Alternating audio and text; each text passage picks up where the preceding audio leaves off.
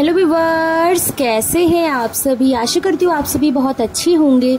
दोस्तों, आज मैं आप सभी के साथ बहुत ही आसान और बहुत ही स्वादिष्ट एक पिट्ठा की रेसिपी शेयर कर रही हूँ।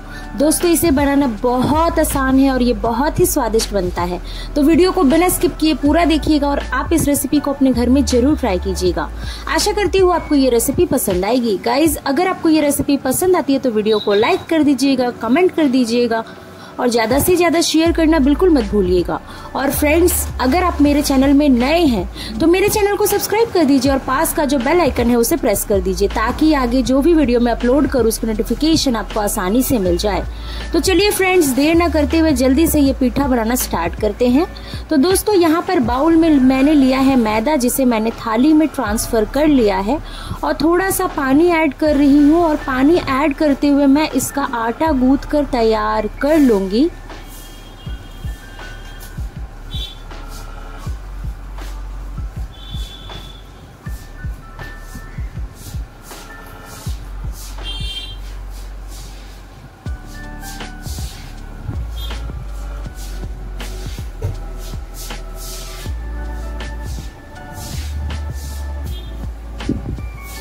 तो दोस्तों, आटा को गूंथ कर मैंने तैयार कर लिया है।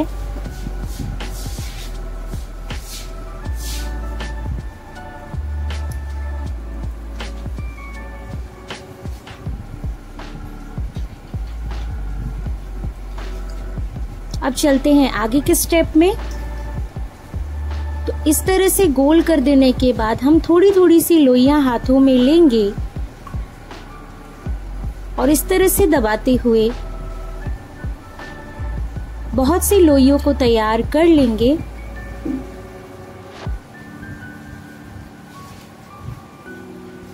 फिर हमने जो भी छोटी छोटी लोइयां बनाई है उसे इस तरह से लंबे लंबे जो है हाथों की मदद से रोल करते हुए तैयार कर लेंगे। और इस तरह से हल्का सा प्रेस करने के बाद कैंची की मदद से हम इसे इस तरह से छोटे छोटे टुकड़े में काटते जाएंगे। एकदम इसी तरह से पतली पतली हमें छोटे छोटे टुकड़ों में से काट लेना है। आप चाहे तो इस तरह से सीधे सीधे काट सकते हैं, चाहे तो इस तरह से एक तरफ से फिर दूसरी तरफ से टेढ़ा करके भी इसे काटा जा सकता है। तो दोस्तों, इसी तरह से हम सभी को काट कर तैयार कर लेंगे।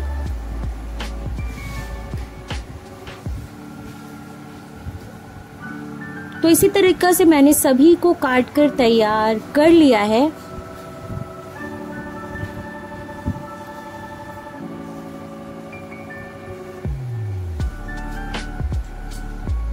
आगे के स्टेप में मैंने दूध को उबालने के लिए गैस पर चढ़ा दिया था। तो एक बार चला लेंगे और इसमें अच्छे से उबाल आने देंगे। देखिए, दूध इस तरह से गाढ़ा हो जाएगा।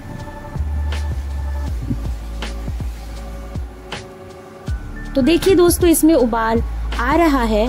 तो अब इसमें हमने जो पिट्ठा को काट कर तैयार किया है उसे ऐड कर लेंगे।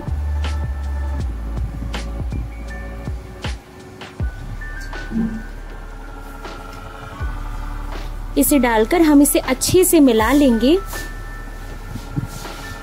और 2 से 3 मिनट के लिए इसे अच्छे से पकाएंगे। बीच बीच में चलाते रहिएगा और पकाते रहिएगा। तो दोस्तों, मैंने इसे 2 से 3 मिनट अच्छे से पका लिया है। चलिए अब इसे हम अच्छे से चला लेते हैं। तो देखिए, पिट्ठा हमारी जो है पक गई है।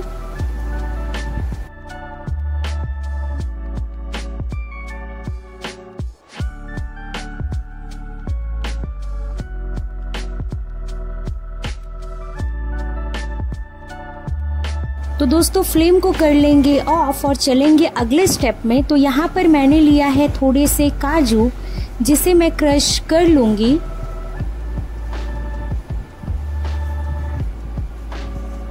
तो काजू को मैंने क्रश कर लिया है। आगे हमने जो फ्लेम बंद कर दिया था पिट्ठा का, उसी में अब हम मीठा करने के लिए बतासा डाल रहे हैं। इससे इसका फ्लेवर बहुत ही स्वादिष्ट आता है और इसका कलर भी बहुत ही अच्छा आता है। तो इस तरह से चला दीजिएगा। थोड़ी ही देर में जो बताशा है वो अच्छे से पीठे में मिल जाएगा।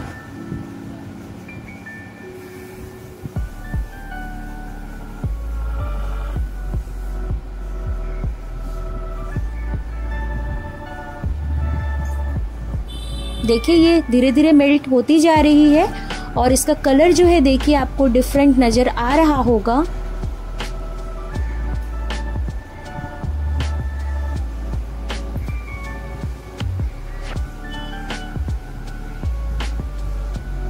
आगे अब इसमें हमने जो काजू क्रश करके रखा है उसे ऐड कर लेंगे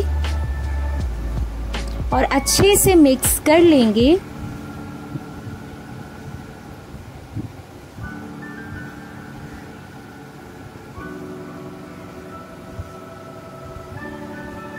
तो दोस्तों ये तैयार हो गई है। चलिए अब इसे हम सर्व कर लेते हैं। तो दोस्तों जैसा कि आपने देखा कि इसे बनाना कितना आसान है, तो आप इस आसान रेसिपी को अपने घर में जरूर ट्राई कीजिए, बनाइए, खाइए और अपने अनुभव को हमें कमेंट करके बताना मत भूलिएगा। और ऐसी ही इजी और डिलीशियस रेसिपी देखने के लिए मेरे चैनल को सब्सक्राइब जरूर कर दीजिएगा। तो दोस्तों आज के लिए बस इतना ही।